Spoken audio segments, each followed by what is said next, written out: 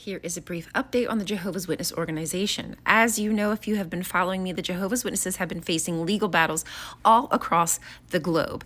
Pennsylvania, Norway, Spain, Sweden, Australia, and now Japan. Let's get into it.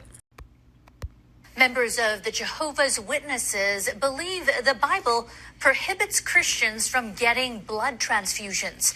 Lawyers for some in Japan who left the group have filed a complaint with the health ministry alleging child abuse.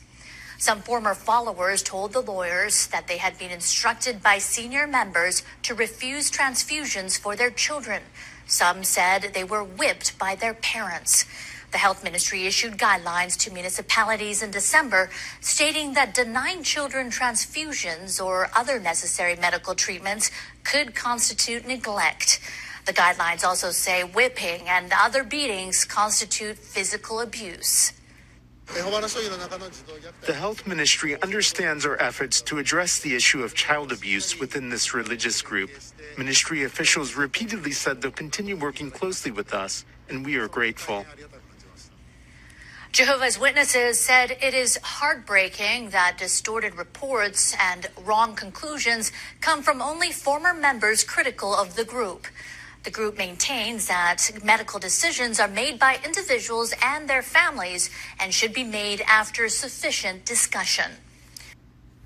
Complaints only coming from outside of the group make sense because while you're in, your opinion does not matter. The crackdowns of high control religions are all stemming from the assassination of the Prime Minister back in 2020, Shinzo Abe, by a member of the Unification Church, aka the Moonies. The Jehovah's Witness organization has recently come under scrutiny for policies like no blood transfusion, shunning, and also it's come to light that they are hiding child abuse. It is estimated that somewhere between 500 and 1,000 Jehovah's Witnesses die per year for refusing blood. I believe that number to be a very lowball estimate because there's not really been any studies done on it, but I did find this one in Europe.